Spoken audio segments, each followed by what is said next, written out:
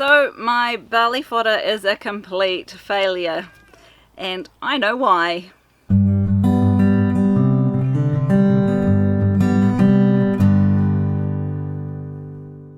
G'day there, I'm Tana from Fantail Valley Homestead, and my barley fodder that I attempted has failed completely. So it turns out that whilst it was a wonderful idea to grow barley fodder, I had planned to feed it to the pigs and also to our meat rabbits. Barley fodder at day 7 is supposedly meant to have a protein count of about 20%, which is fantastic for those animals that need that high protein feed.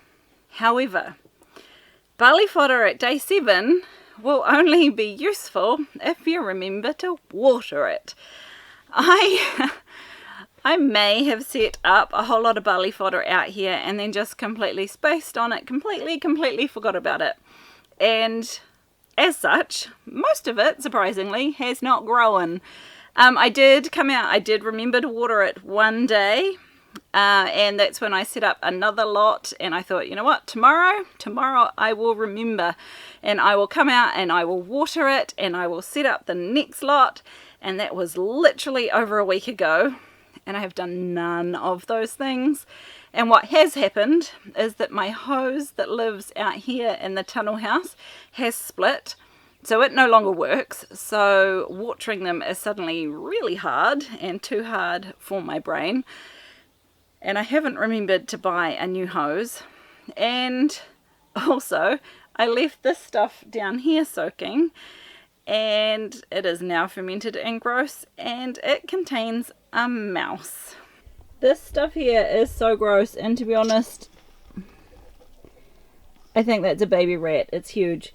And it is so fermented, it is bubbling. There is no way I'm going to be able to grow barley fodder from that. That is going to have to go to the pigs or the chickens. The other thing I have yet to do in here, I have set up my propagation table, but I have not had a moment to get any cuttings to grow in there, and I do hope to do that, but I just haven't yet. As we come over here, you can see I put this net all over here to hopefully protect it from the mice, and it is covered in mouse poo all over the top, but the mice have also been in here. You can see all these little bits that the mice have had. They've all been in here. There is a little bit of barley that has grown. Considering this is like 2.5 weeks old though, it should be significantly bigger than that. I don't know what that button does. I've just found a button on my camera and I don't know what it does, but I keep accidentally pushing it. So this is pretty much just, it's rubbish really. It will go to the pigs, but it's certainly not barley fodder as such.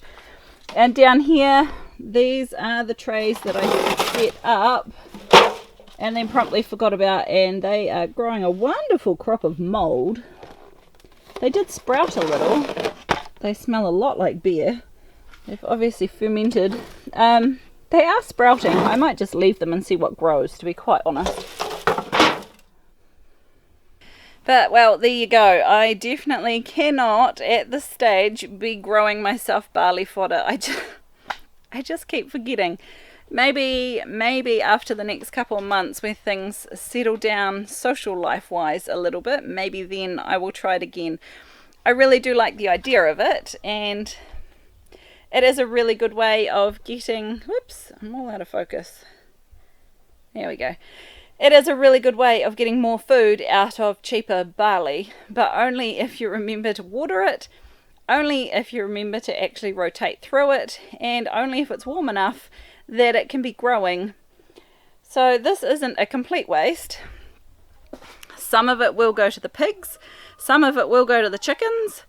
Obviously a bunch of it went to the wild mice, but I'm not actually going to continue trying to grow this for now, because it's just an epic failure. For barley fodder to work, the plants need to be moistened at least once every day. They need to drain well. It needs to be warm enough. I think from memory it's over 12 degrees Celsius. I might be wrong, which given that it's in the tunnel house, it should be fine. Obviously it's going to need some light, which when I leave it covered, that's not so helpful either. And it needs rotated through, so it needs soaked for 24 hours or less and then put in the containers, not left for 10 days with a dead mouse in it, because that's not gonna grow much at all. On the upside, the other things in my tunnel house are growing really well, so I'm going to show you those, and we might pop out and have a look in the vegetable garden, because I haven't even been out there to have a look and see what's been growing there myself yet, so we'll have a look at that. Now, despite my complete and utter neglect, luckily my tunnel house greens are doing surprisingly well, especially the ones on this side. This is the side, it's actually really wet at the moment, this is the side that the watering system is still working well, and so every time we do a load of washing, the water gets pumped out here. The middle one is working sort of. The one on the right hand side is dry as a chip, and I have planted things along here. You can see, I've planted things along here. You can see here, hopefully, there are some peas just starting to come up. And I'm hoping that the mice don't eat those off. But I have had to deliberately water this side. Oh yeah, look. There's a piece that a mouse has chewed off the top.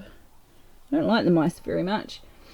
So the lettuce and things along here are still growing, but they're not doing nearly as well as the things up through the middle and on the other side where the water is more everywhere. These are my jalapenos, and I'm actually going to leave these and see if any of the plant survives the frost, and because apparently if they do, they will regrow. So I'm going to leave them and maybe just trim them back in the springtime and see what comes away. And I could have sworn I harvested all the jalapenos off there, but I've just seen like 5 or 6 that I missed completely.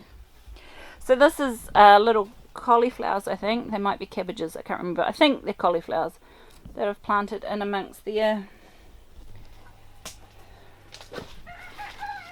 That little cauliflower is actually making cauliflowers. So these were just some seeds that I snuck in between my tomato plants. As my tomato plants were still growing, I literally just came along and popped a few seeds in the ground between them.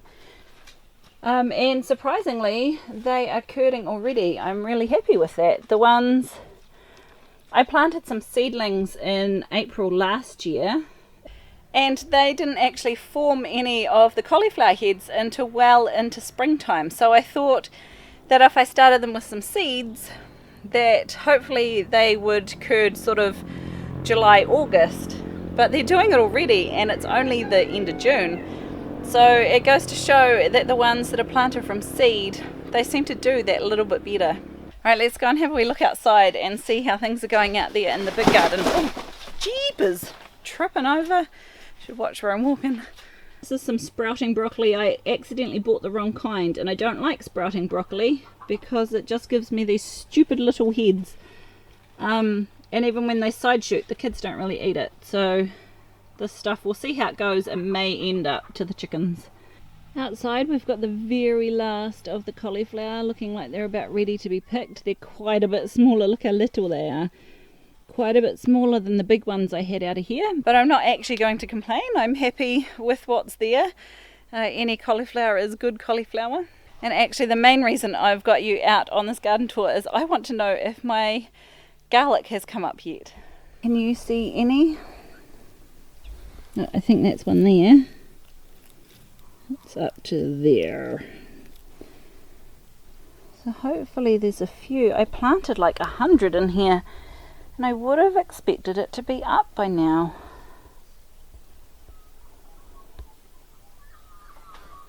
I'm wondering if maybe I should just plant some more, because it certainly doesn't seem to be up yet, and it's been in for ages. I would have thought it should have been up by now. So I've decided to have a bit of a dig and see if I can find any. Oh look, there's one. Oh, and it's growing some roots. Okay, maybe I'm panicking too soon. Maybe I'll just leave those. Oh, and look, here's some of the big... Oh yeah, that's got roots too. That's the elephant garlic. which I think might be what that is a shoot of, because I'm pretty sure at this end I planted elephant garlic. I think that's what that tag was supposed to be showing the line between. Maybe I'm just being too impatient. Maybe I just need to wait a little bit longer and trust that once they're planted they will grow. Hopefully. And the other thing I have growing is celeriac, and I've not actually ever cooked with it before. So if you have a good recipe for using celeriac, please stick it in the comments down below, or a link to it, or some ideas of how to use it, because it certainly looks like these guys are ready to be used. Some of these are growing quite nice big blobby bulbs, which I don't know how much bigger than that they're meant to get, but that's how big they are. And we are still using quite a bit of the celery as well, especially in soups at this time of year. And I'm just letting my fennel go to seed. It's so pretty. I hope you found this video helpful. If you have, hit the like button. Consider subscribing to our channel. We bring you videos twice a week on growing and preserving your own food and other homesteading bits and pieces. I'll see you in the next one.